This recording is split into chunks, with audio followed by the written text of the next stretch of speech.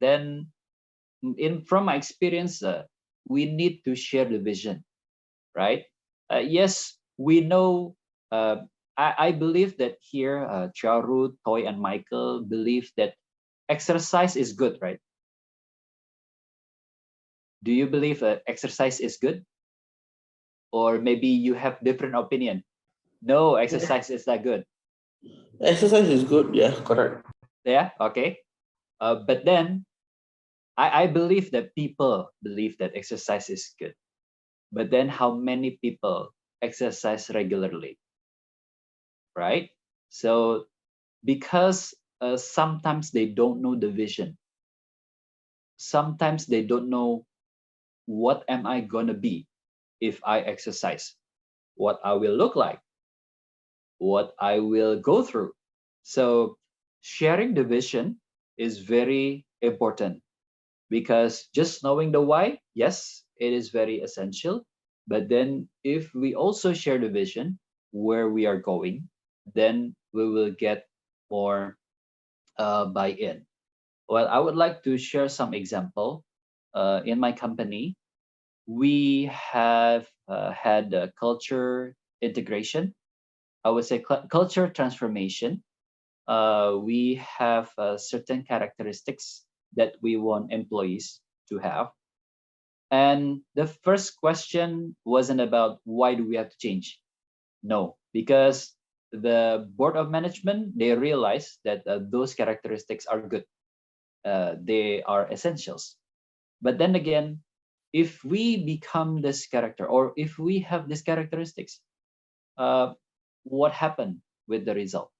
What is going to be achieved? Why this or why not that? But then if we have these characteristics, what is your objective? So it is very essential to convince the decision maker on where we are going or what we are going to achieve. And that's not it. That's not only that, but then also we have to have the influential people. For example, in my company, we identify HR and the board of management. We identify who are the influential people. Um, some of them might not be people leaders, not might be not people managers, but we know that they are informal leader. They are influential. People will look up to with them, and then people will listen to what they say. And we also have influential people from the top until middle because we believe that we need to make a certain communication more relatable. For example, if we are talking to, I would say, staffs, maybe they will listen more to the managers, not really the directors. Why? Because some terms can be maybe more complicated or it's not really closely related to their daily task. But if the managers share that vision, and they will listen more. So number two is sharing the vision. So I would like to ask you to share about you on your change management initiative. For example, Michael, you were talking about employee system change, right? Um, do you, I would say, do you identify influential people that make this program will happen or will succeed? Yeah, obviously, when you want to propose, it goes up to the board of uh, the leadership team, lah, the board of directors as well, because it involves costs, right? A lot of costs, and then we want to get their buy off, and also we want to we also explain to them why there is the change needed, right? This kind of change is needed to simplify and to give the employee a better experience and to have better track of data. Nowadays, we are all very data oriented, and this kind of employee system, when everything goes inside one system, all the information from disciplinary up to performance management and everything goes into one system, it is better for us to track and to be a very data-oriented company as well. Okay, and also when it's like very user-friendly employee system, it also benefits the employees as well. They can just go inside and take their employee verification form. They don't need to wait. They can go and download their payslip. They can review their past performances and things like that. Okay. So you went to the board of management, right, for the Yes, correct. approval. And But then during the during the work, implementation, how do you socialize this change? two things. We during in the working group, we do invite some of the business leaders to give their inputs as well. And after that, we have a special classes to the business leaders to communicate whatever change, how to in terms of how to we provide tutorials on how to use certain functions of the things, and we have numerous classes for them to come and learn and all that. Okay, I don't know what that classes is called. I just forgot it. But again, we have those classes to familiarize them with the system so that they can kind of coach and guide their people as and when needed. And I think it is also needed by the leaders or managers because they need to pull data for their team and they want to find anything they can find it. Yeah, okay.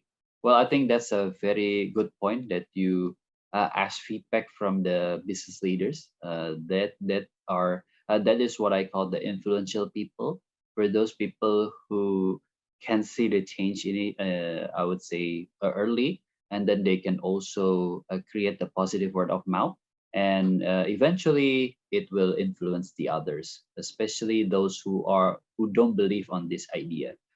What about you, Toy? Can you share experience on how you involve influential people?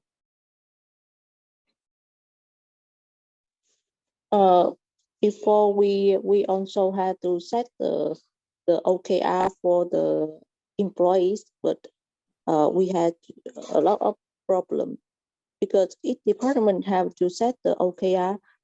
For example, the PM team, the project management, the OKR is make client happy, but for the HR, make the employee happy, and also the QA team is quantity insurance, make the uh, uh, products is good quality, and the developer something like that. But and then for each department had the OKR, and then each team member had to set the sub OKR, but they had a lot of confused. And then we had the system to do that, but some employee complains about that because they said that they don't have enough time. They have take a lot of time to focus on work. They don't have time to set the OKR, and it's not important. So we have a lot of issue about that. So it will take a long time for us, maybe 1 year to make it, but it's not perfect because some employee do not cooperate with us. Yeah. So we waste a lot of money for the system. We have to build the system to do that, but some employee did cooperate with us. So we have a lot of problem about that. Yeah, it's difficult for us. Thank you. Okay, all right. Thanks for sharing. What about you, Charu? Who are the influential people in your company besides the board of management, of course? Besides the board of management, so for example, for the OKR project, we actually formed so-called influencers cutting across the businesses. Yeah, so these are the people that maybe they are like holding certain skill sets and influence in the business areas that they are in technically, and also from a people front, where they are able to actually influence the vision, and lead the team to actually believe in the change. So we have that in place, other than the board of directors, of course, and also the leadership team. Yeah. So who identify these influencers? We actually involve the business leaders to identify potential people, and then we speak with these potential influencers to first step, help them understand about this project vision and everything first, because we would not want our influencers not to believe in something and then try to influence others. Yeah.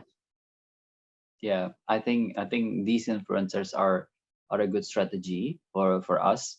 Let me share my experience. When we had that culture integration project, the project manager is not HR.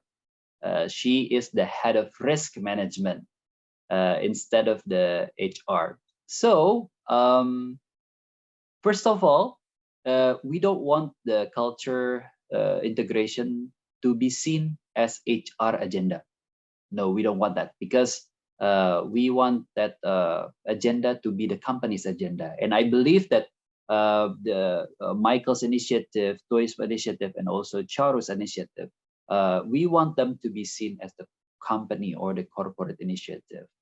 So one way to do it is to assign non-HR people to lead this initiative. So the good point, the positive point of having that person to lead this project.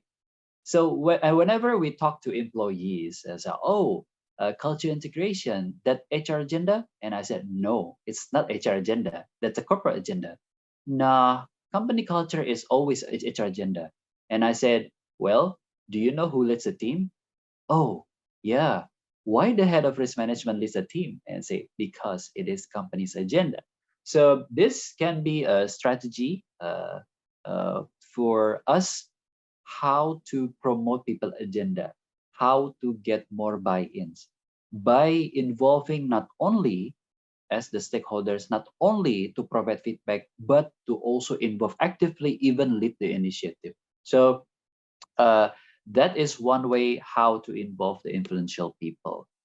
Now, after we first we have to know the why to shift the mindset, and then we also share the vision. Now, how we can make the change to be commercially collaborative? What do I mean by this? Well, sometimes we know why we do things. Sometimes we know where we are going with this thing, but we don't know how to get there. Or if we have that prescription or suggestion, it is too complicated. So this is the essential part, is how to make this change commercially collaborative. Do we know how to get there? Oh, yes, we know how to get there. Can you show me the way? Sure. Or go through A, B, C, X, Y, Z, A, Z, A, B, C, and everything. Then people will get lost, and they will say, okay, I don't want to do that. So if we can make the framework or the roadmap is easy to digest, it will be easy to implement the change, and also use the employee point of view. I used to work in a company where we did a culture transformation, but in the employee communication, for example, I would say uh, driven by result. For example, just make an example. Driven by result, and in the employee toolkit, it says that our company will enjoy a higher revenue and productivity if we are all driven by results. And personally, and as collected, I mean, like I asked feedback from others, the employees were not moved, because the point of view is the company. So based on that feedback, we changed the wordings. It says that in the casual compensation, we can have higher salary and bonus if we can make our company success by being result driven. And they have more positive feedback on this, because the subject is them.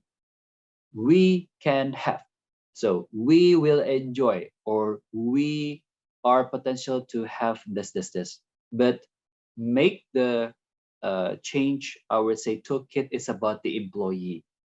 So for example, Michael, when you were saying that we need to implement the employee system change, what is the benefit for the employee? Not HR, but the employee.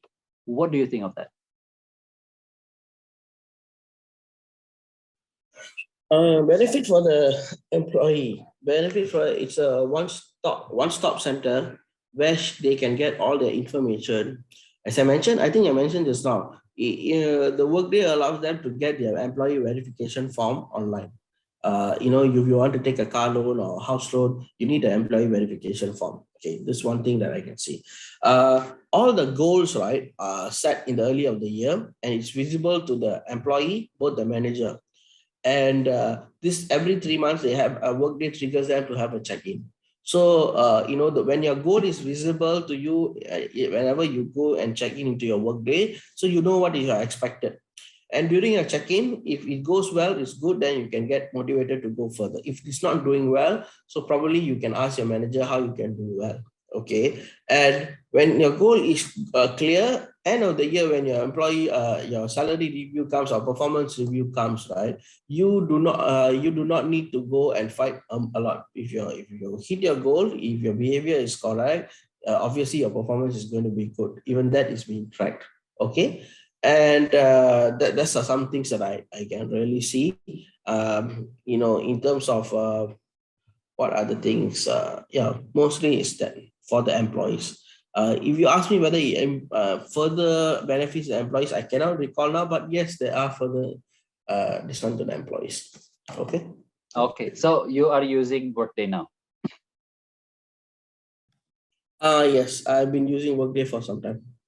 Okay, because I remember in my previous company, we were changing to Workday, but then when we implement the Workday, there is a search function, right? I mean, the report and the task, and actually it's very intuitive. However, there are still complaints.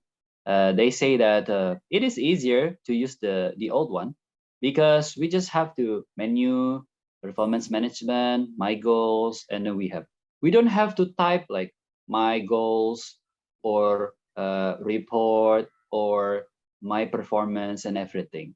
So that is one thing that we might want to anticipate if we learn, because And as yeah.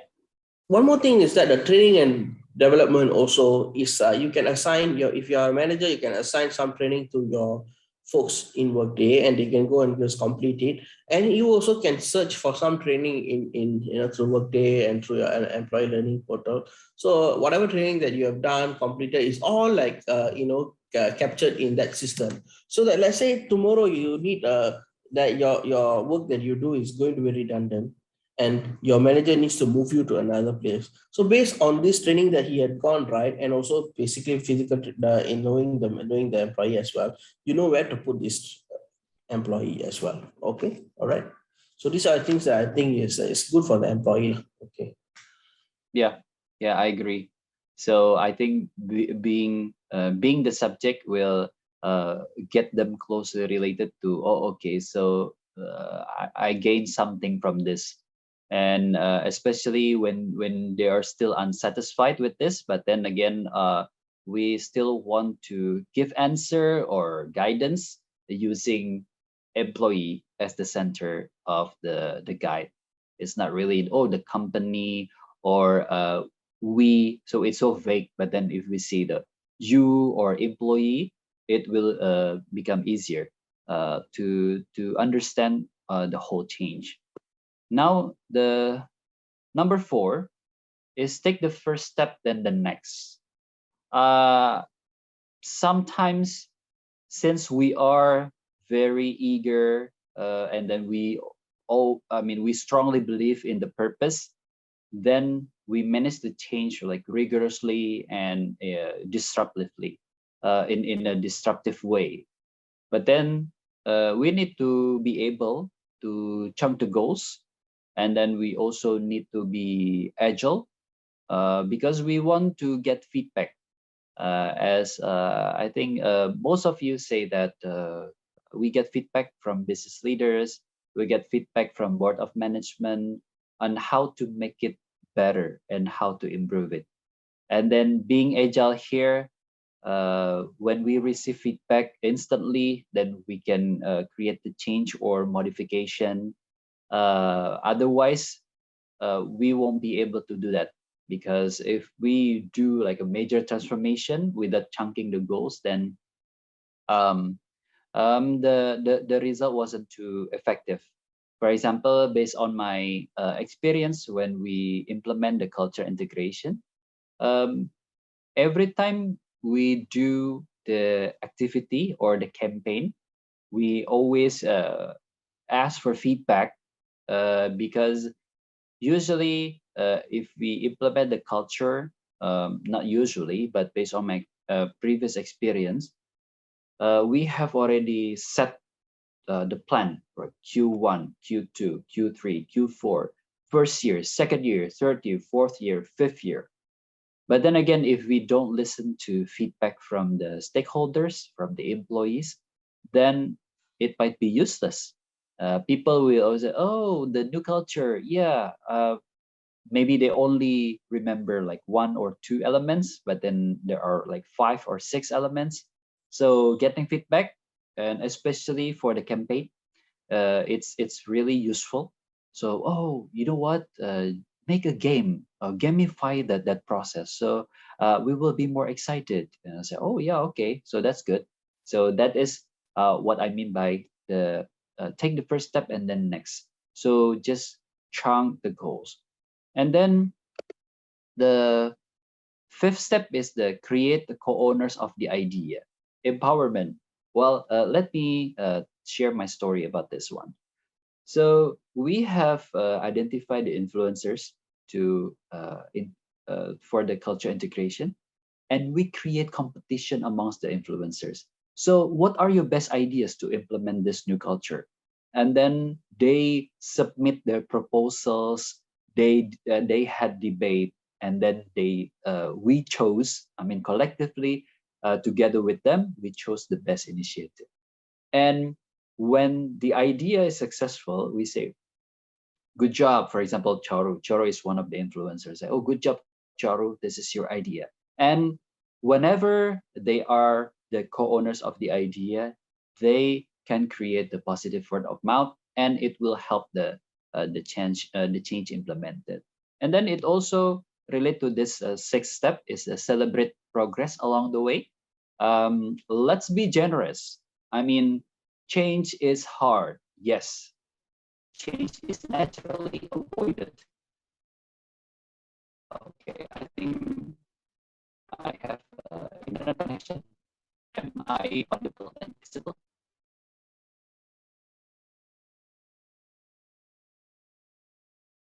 Hello.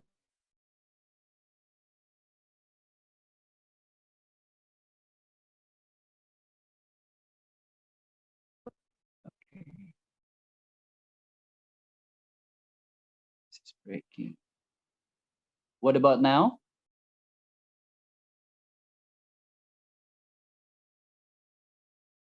Okay, I see. Now it's okay. You're back. Okay, all right, all right. So if we celebrate progress along the way, it will create more engagement. It seems that we are doing the right way. If we do not celebrate anything, then people will get lost, right? So we always inform the progress, even to our employees or the board of management. Oh, we have been in this stage. Although it might take longer, but then if they are informed with the progress, then they can change or they can modify their expectation, and then it also create more engagement. Okay, and the last one is to stay flexible. Well, this statement is easy, is it's easier to be said than done.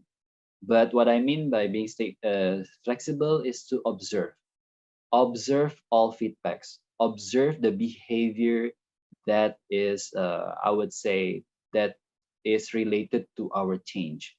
Get feedback as much as possible. And then when we have already had feedback, then we quickly decision change. What do I mean by that? For example, we have already set up certain programs regarding the change management, but then we have certain feedbacks, as maybe like a number of feedback that say that this program will not work. Then let's change it. Why? Because we know that they or the people or the employees who will implement this change, if they think that this doesn't work, then we need to modify it. So this is what we call the staying flexible. And this is also has to be informed to the decision maker, because I used to work in a company, multinational company, where the group has like almost 99%, I would say, they don't want to be their initiative don't want to be changed. For example, if it goes well in my country, then you should do it.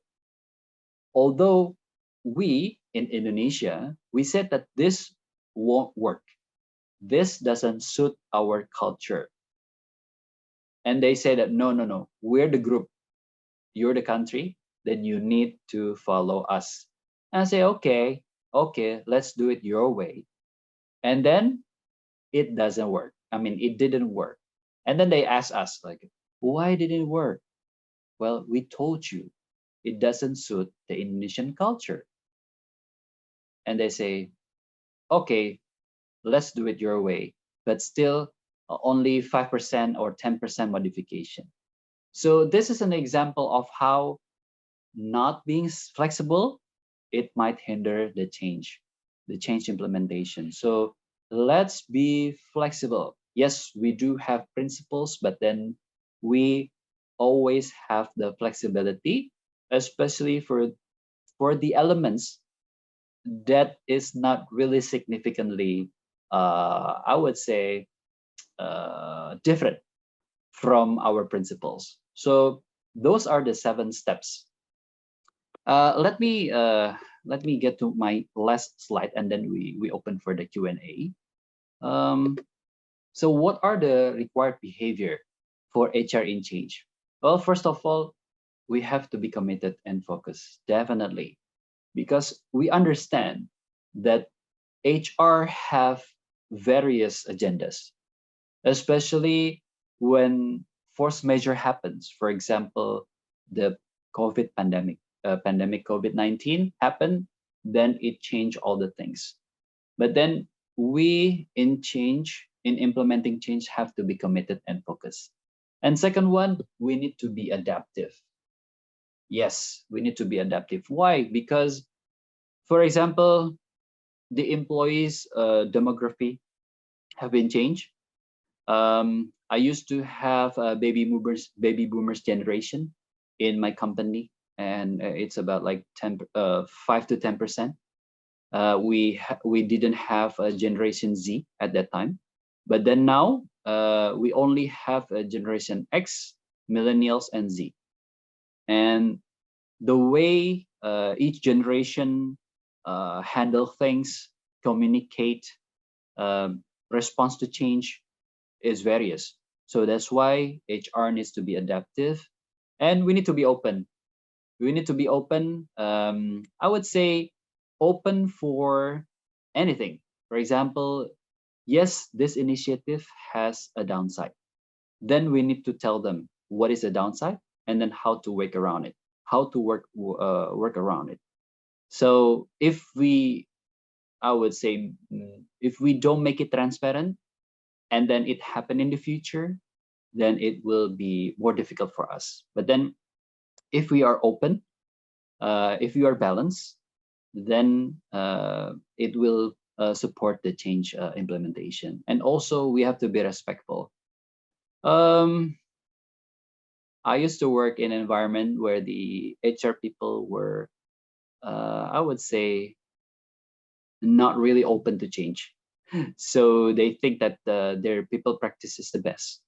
And whenever because I was in the Center of Excellence, I did, I would say, research and benchmark, and they didn't listen to my research. So it's one of the things that we're not being respectful. If we're not being respectful, then how can we change anyone, right? Because we agree that HR is the change of agent, but if we are not being respectful, then how can people be respect to us? And the last one is the courageous. Yes, HR isn't the revenue driven. I would say it's not the revenue center. Sometimes it's considered to be a cost center, but it doesn't mean that we cannot be courageous in trying new ideas, and also I would say uh, be inventive, and also do continuous improvement, because I think whatever change we do, it's for the employees, right? It's for the companies. So those are the required behaviors of HR in change: committed and focused, adaptive, open, respectful, and courageous. So now I would like to open the question and answer. If you have, Charu, Toy, Michael, please unmute yourself.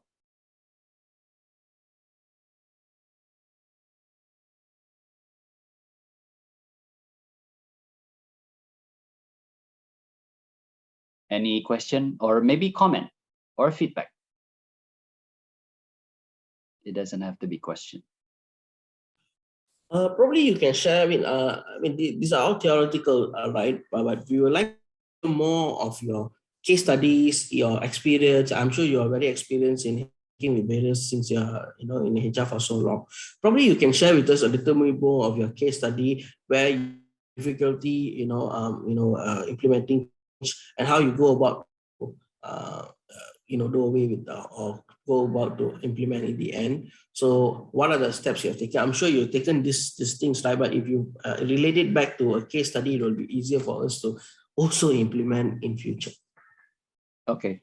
Well, actually, the culture integration is a real case, and then also I was involved in the client portfolio growth initiative as the Scrum Master.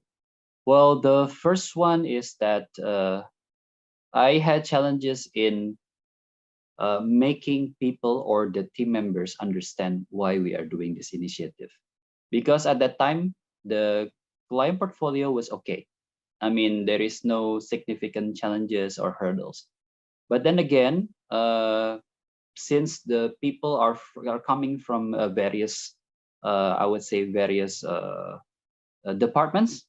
We have from back offices, middle office, and also the front office, and also different expertise. Then I managed to help, I think, three different meetings, just to I would say unify our understanding on the purpose, because I believe that this it relates to this, knowing the why and share the vision. So I combine that one, because there is it is not it is very useless if we don't have the common understanding. So how do I come up with the, okay, now we understand? Okay, so we have project sponsor at that time. So I invite the project sponsor and I say, can you test our understanding on what the project is going to be?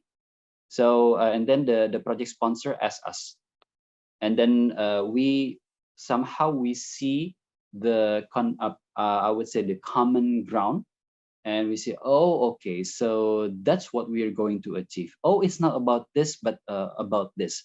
Okay, so yes, we spend some time at the beginning, but then again, it is very crucial for us to go. And then, for example, this one, the collaborative. We find these challenges when we deal with the stakeholders, because for the stakeholders, it seems to them that this creates more process. This might be useful, but only for sum of money, not very big. And then we always say that, well, if you implement this or our initiative, then you can reduce the time to perform this transaction. And then that time when we say with, you know, the time reduction and the money, and they say, oh, okay, all right. So now we get your point.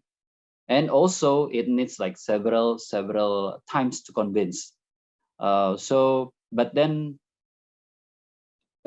getting them know how to get there is very important, because we also benchmark with other companies, and then, oh, this is what you can do.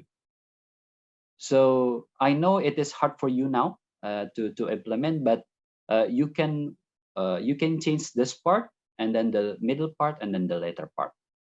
And they say, oh, okay, so you've done your homework, and then let's try. But then they always say that, well, if it doesn't work, it's on you. Yeah, okay. So I think that's pretty fair, because we are the project team members that say, okay, well, just try, because we get the support from the board of management. And then if it doesn't work, then fine, because we have already the data and the research. And then if you don't want to implement this will be on you, not on us, the project team members. And they say, okay, all right. So that's one of the case. And then also about this, the co-owners of the ideas, basically we announce that oh, this idea is given or is initiated by this person. And then we send the email to the people manager, to the board of management, and then we create the story before and after the initiative. And we also, I mean, from the HR team, we also say that please take this into account on the performance management, because this idea is very essential to the project success. So that simple email actually creates more engagement on the project team, because not only it showcases the project progress, but it also enhances the exposure for the project members, because this person at that time that doesn't have many exposures, especially to the board of management. But then after that idea is implemented, the board of management now recognize that person more. So that is the strength of the, I would say, the co-owning the idea. Okay. And then I would say flexible here. At that time we have I would say seven major initiatives, but then due to time constraints we can only deliver 6. But then actually the 7th initiative can be done next year. So this is the part that we are being flexible. Yes, we cannot fulfill everything in 1 year, but then again we modify based on our prioritization. And our project sponsor is quite happy with the result, because 6 is better than nothing, and then only 1 is carry forward to the next year, and it's good. So the result was good, because it I would say increased the client portfolio growth. So I hope that addressed your question, Michael.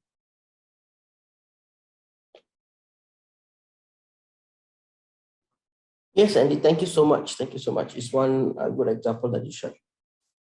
Okay, so what's the next question? Who else have a question?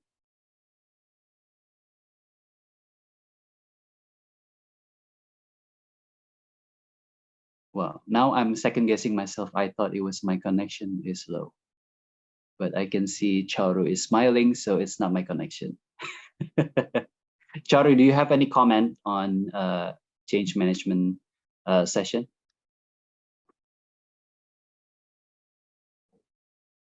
I don't know, but I echo Michael. That's why I was also looking out for more case studies, the actual situation on handling the change management bit, because based on the past experiences, wherever we need to drive certain changes, I always have that feeling that we can plan, but because we cannot plan for the uncertainties, so every time I will feel like I need to see what's the situation, and then we manage the change along the way. So that's yeah. Okay. So basically, from the previous session, usually we have more participants. So what we can learn is from others' experience, because usually we have maybe 7 to 8 participants. Maybe I don't know. Maybe there are some participants who are not, able to join us today. So what we do in this class is to learn from each others, and everyone is sharing their challenges. Everyone is sharing their, I would say, their solutions. So we always have, I would say, literature in the internet. I think you can find it. But then for example, we cannot learn from Michael's experience, Chauro's experience, or even Toy's experience. And this information might be more relatable for our implementation, because that is the feedback that I get from previous session. But then I take note for Chauru and Michael, if you desire for more case studies, and yeah, because I believe that this is not a university, right? So that's why I tend to not showing too many not showing case studies. But then again, if that is desired, then yes, I believe we can do that on the later session. Oh, thank you for your feedback. What about you, Toy? It is very insightful for me for the lesson today, so we can know clearly about the step how to change. I know changing is very difficult, but we know and we follow the steps, so it will help us have the vision and have the reason why we change, and then we can flexible, and then if it's not adapt, and we change again. So I think, yeah, it's will easy for us to follow the steps. Yeah. And I know changing will have a lot of complaint. Some people will be happy, but some will not. But we open to listen on the feedback, and then we can have a stay interview frequently with the employee to have more feedback, and we can have more better update. Thank you. Thank you, Toy. Yes, I believe that we cannot please everybody, and based on my experience, that sometimes HR people are confused. Why don't they just follow us? This is for them, right? But then again, we fail to see that everyone has their own journey on, I would say, in implementing change, in undergoing change. And not everyone has the same experience. Maybe some of them are traumatized. Maybe some of them have challenges in the previous, I would say, work. So they don't believe in our way. So that's why we as HR has to be always aware that we have to bring the most out of it, even if some of our employees are not happy. But the company is actually the most important part, right? I mean, we do this for the company. And then for those people who aren't satisfied, some of them might not, buy in the way we do it. But then if we try to involve them, we can get more buy-ins. Maybe the way we communicate is the thing that we need to change. So yeah, I believe that we have to be also respectful for them who don't buy in our ideas of change, because they might be true in the future, and we need to address their concern anyway. Okay, well, thank you so much for your attention and your participation. If you have more or further comments or feedback, please give them to the Asia HRM. So if you need to contact with me further, You can ask for the context, and I'm also available in LinkedIn. Well, thank you so much. Stay safe and stay healthy, and goodbye.